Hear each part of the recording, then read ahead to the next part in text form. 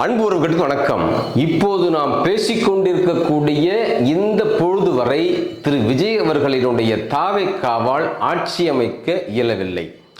கூட்டணி ஆட்சிதான் தீர்வு என்று தேர்தலுக்கு முன்பாக விஜய் அவர்கள் தன்னுடைய கட்சியினுடைய கொள்கையாக விலக்கி இருந்தும் ஒருவர் கூட விஜயோடு கூட்டணி வைக்க விரும்பவில்லை.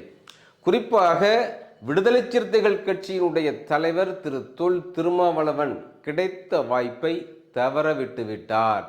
அதை காட்டிலும் பெரிய வாய்ப்பாக இருந்த தமிழ்நாட்டினுடைய காங்கிரஸ் கட்சிக்கு அமைந்த நிலையில் காங்கிரஸ் கட்சியும் அத்தகைய சிறந்த வாய்ப்பை தவறவிட்டு விட்டதாகவே பார்க்கப்படுகிறது.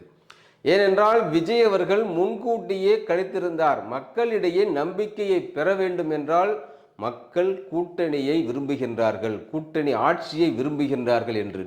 ஆனால் இவர்கள் புறந்தள்ளியதன் விளைவு இப்பொழுது மக்கள் முழுவதுமாக விஜய் அவர்களுக்கு தங்களினுடைய வாய்ப்பை அளித்திருக்கிறார்கள். ஆனாலும் சின்ன சிக்கலை ஏற்படுத்தி இருக்கிறது தேர்தல் முடிவு. 234 தொகுதிகளுக்கு 108 இடங்களை வாரி வழங்கி இருக்கக்கூடிய மக்கள் 10 இடங்களுக்காக தாவேக்காவை தொங்கலில் விட்டுவிட்டார்கள். இப்பொழுது விஜய் என்ன முடிவெடுக்கப் போகின்றார்? தமிழகமே உற்று நோக்கி கொண்டிருக்கிறது.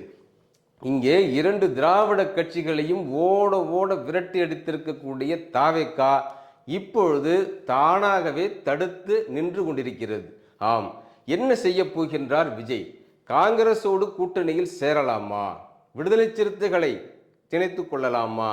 கம்யூனிஸ்டுகளை இணைத்துக் கொள்ளலாமா என்று பல்வேறு வகையாக பேசப்படுகின்ற இந்த சூழலில் விஜய் அவர்கள் எடுக்கக்கூடிய முடிவு என்பது தனக்குத்தானே தலையில் கொல்லியை வைத்துக் கொள்ளக்கூடிய நிகழ்வாகவே பார்க்கப்படுகின்றது அரசியலில். ஏனென்றால் இங்கே விஜய் அவர்களுக்கு வழங்கப்பட்டிருக்கக்கூடிய வாய்ப்பு என்பது தனித்து ஆட்சி அமைப்பதற்கான மக்களினுடைய முடிவாகவே பார்க்கின்றோம்.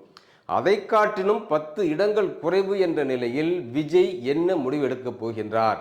காங்கிரஸையும் கம்யூனிஸ்டுகளையும் விடுதலை சிறுத்தைகளையும் நம்பி அவர் ஆட்சியை அமைத்தால் மிகப்பெரிய துன்பம், இடர், மக்களிடையே கெட்ட பெயரை ஏற்கக்கூடிய நிலைக்கு தாவேக்கா செல்லும். விஜய் அவர்களுக்கு மிகப்பெரிய இழிவான சிக்கலான சூழலையே வரும் காலங்களில் ஏற்படுத்தும் என்பதே நம்முடைய கணிப்பு. அதே வேளையில் இவர் பாரதிய ஜனதாவினுடைய அந்த முடிவுக்காகவும் விஜய் காத்திருக்கின்றார். இப்பொழுதுதான் அமித்ஷா அவர்களினுடைய ஆட்டம் தொடங்கப் போவதாக நாம் முன்னரே கூறி வந்த நிலையில் எல்லா அரசியல் நோக்கர்களும் கடித்தவாறே இப்பொழுது நடக்கப் போகின்றதோ என்று நாம் எண்ணுகின்றோம். ஏனென்றால் ஒரே ஒரு தொகுதியில் வெற்றி பெற்றதை வைத்துக்கொண்டு ஒட்டுமொத்த மாநிலத்தையும் ஆட்சி செய்யக்கூடிய அளவிற்கு முதல்வராக பொறுப்பை ஏற்கக்கூடிய நிலையில் பாரதிய ஜனதா ஈடுபடக்கூடிய அந்த பல சூழல்களை பார்த்திருக்கின்றோம். இப்படி இருக்கக்கூடிய நிலையில் தமிழக வெற்றி கழகம் 108 இடங்களை பெற்றிருந்தாலும் அமித்ஷா அவர்களினுடைய ஆட்டம் இன்னும் இங்கே திரும்பவில்லை தமிழ்நாட்டை நோக்கி என்றுதான் பார்க்கப்படுகின்றது. இதே வேளையில் விஜய் அவர்கள் என்ன முடிவெடுத்தால் அந்த கட்சிக்கும் விஜய்க்கும் நல்லதாக வாய்ப்பாக அமையும் என்று நம்முடைய கருத்தை பகிர்வோம்.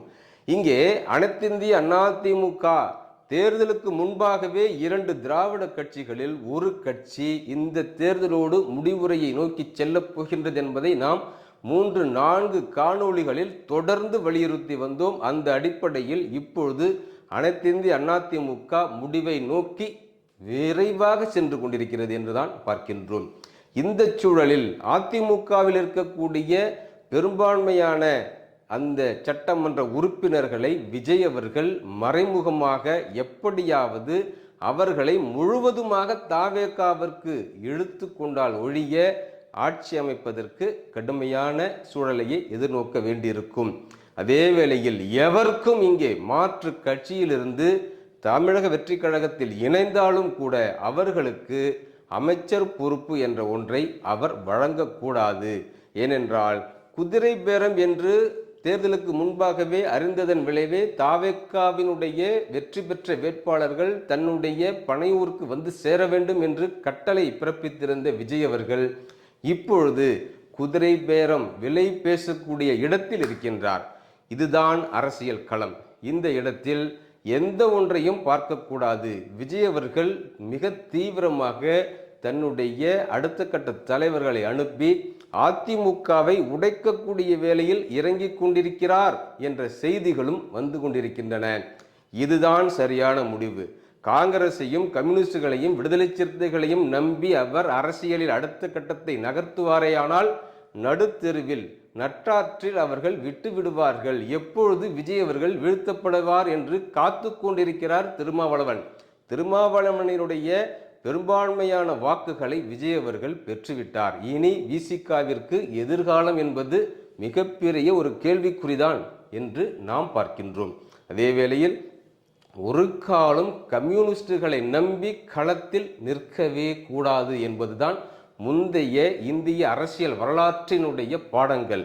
அவர்கள் ஆட்டுவிப்பதற்கெல்லாம் யாராலும் ஆட இயலாத சூழலை ஏற்படுத்துவார்கள். அதே வேளையில் அதிமுகவை உடைப்பது மட்டும்தான் விஜய் அவர்களினுடைய எதிர்கால அரசியலுக்கு நல்லதாக பார்க்கப்படுகின்றது.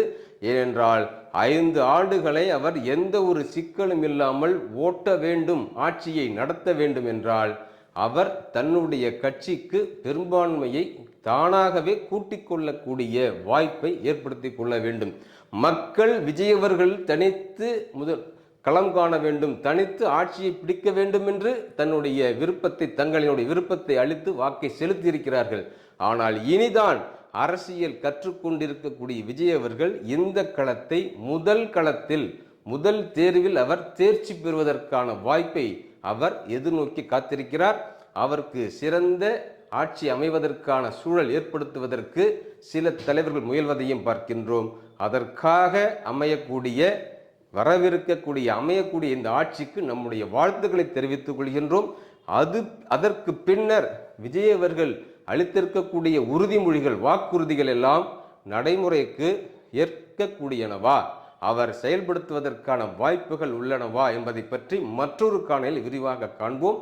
இப்பொழுது நாம் எதிர்பார்ப்பது அதிமுகவை எப்படி கையாளப் போகின்றார் திரு விஜய் அவர்கள். பொறுத்திருந்து பார்ப்போம்.